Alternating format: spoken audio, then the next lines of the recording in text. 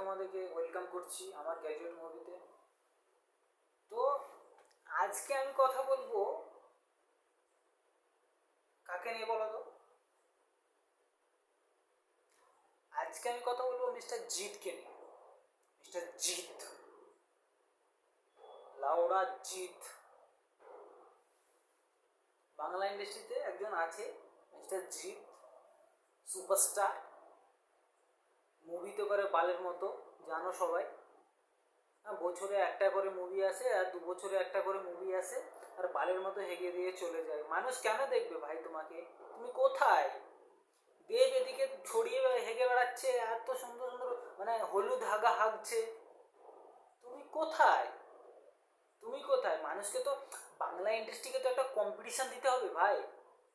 হ্যাঁ, তোমরা কি মানুষকে বোকাচোদা ভেবে রেখেছো তোমরা? হ্যাঁ, তোমরা তার জন্যই করছো না, মানুষকে বোকাচোদা ভেবে নিয়েছো। মানুষকে তো কিছু কম্পিটিশন লাগবে নাকি? দেবের দেবের বিপরীতে কে? আমি তো ভাবতেই পারছি না।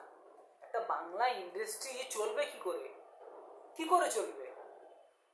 হ্যাঁ, তুমি বলছো আমি বাংলা ইন্ডাস্ট্রিকে বড় করব বড় করব, কি করবে তুমি? তুমি ছবি করছো না। তোমার যে ফ্যানগুলো আছে ছাপড়ি নিব্বানে বি, তারা তো তাদের ওই ব্যাঙের ছাতার মতো দেবের ফ্যানগুলো যেগুলো করছে, তোমার ব্যাঙের ছাতার মতো তারা করতে পারছে না। তাদের তো গাঁট জ্বলে যাচ্ছে। হ্যাঁ, দেবের ভিডিওর কমেন্টেতে তারা উল্টো পুল্টো বলছে। হ্যাঁ, একদম মা বোনকে এক করে দিচ্ছে। তো আমি তোমাকে বলছি, তুমি কোথায়? দেব কোথায় তুমি ভাই? দেব বলছি জিৎ, তোমার নামের মধ্যে জিত আছে, কিন্তু তুমি তো হেরে ভূত আছো।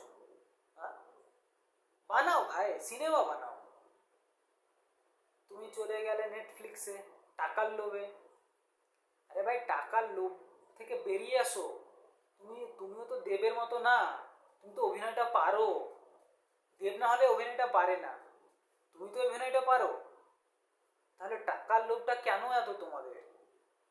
নেটফ্লিক্সে করে করে নিলে, বাংলাতে করতে তোমার এখন অসুবিধা হচ্ছে। কি বালচাল মুভি, অরিত্র মানে লেখা একটা তুমি সিগনেচার মানে করে দিলে, কন্ট্যাক্ট করে নিলে ওই মুভিটা করাবে। কেউ বলে ডাকাত, কেউ বলে বিপ্লবী। কি এসব? কি তোমার কাছ থেকে তোমার ফ্যানগুলো কি আশা করে? কি আশাটা কি করে?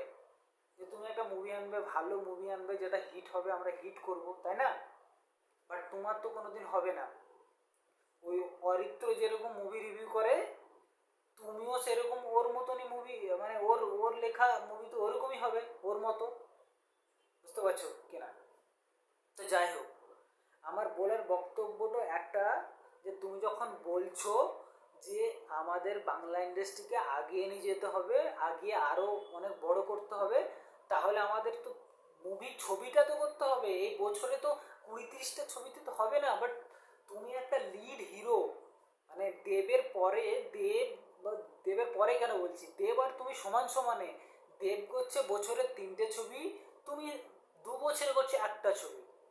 তাহলে ছবিটা আগে, ছবি যদি ছবি প্রডিউস না হয়, তাহলে ভাই কোত্থেকে ইন্ডাস্ট্রিটা আগাবে কি করে? তাহলে বলো, আমাকে বলো। তাহলে তোমার মানে কর্তব্য, তুমি কোথায় কর্তব্য পালন করছো বাংলা ইন্ডাস্ট্রির জন্য, তাই না? আমার হয়তো ভাষাটা খারাপ ভাবে বলছি আমি, কিন্তু কথাগুলো তো আর ভুল বলছি না। কথাগুলো ভুল বলছি কি? কেউ বলতে পারবে কি কথাগুলো আমি ভুল বলছি? পারবে না। আর তোমার চেঙ্গিস ফেঙ্গিস তো দেখা যাচ্ছে, তোমার 10 কোটি ফট কোটি বলে একদম মানে করে দিয়েছো, করেছো তুমি তো সেই 2 কোটি টাকা ইনকাম, সেটা তো আমি জানি। ঠিক আছে, এসব ফেকগিরি থেকে মানে বেরিয়ে এসো, আর একটা ছবি করো।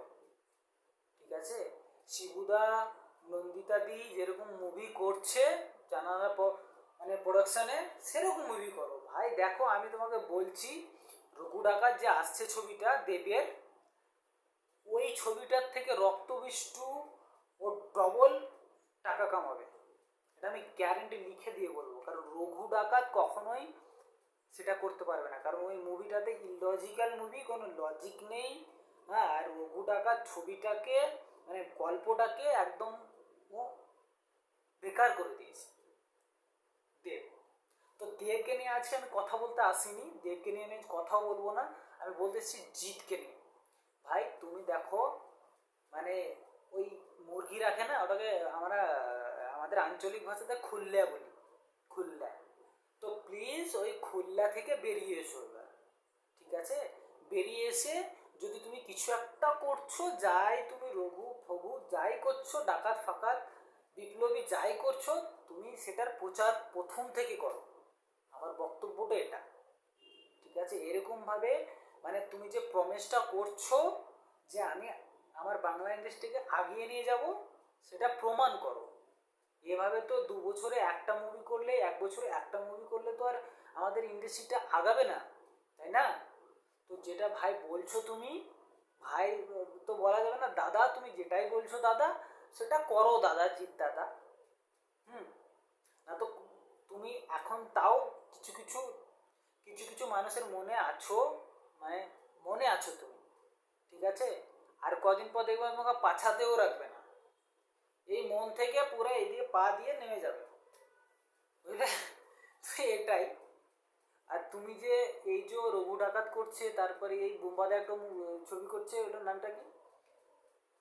আরে এই শ্রাবন্তী আছে, ও একটা একই সঙ্গে রিলিজ করে, সবেই মানে ডাকাত, মানে রঘু ডাকাত, এদিকে বোম্বাদা ডাকাত, তুমিও বা ডাকাত। এই কি এটা ভাই, এটা বাংলা ইন্ডাস্ট্রি কোথায়? ভাই কোথা থেকে আসছো তোমরা, আমি তো ভেবে পেয়ে না।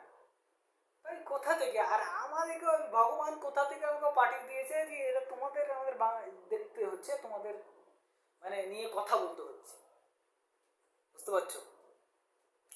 তো জিতকে হাত জোর করে বলছি, ওই মানে গোয়াল থেকে বার হয়ে এসে ছবি বানাও, যেরকমই হোক ছবিটা বানাও।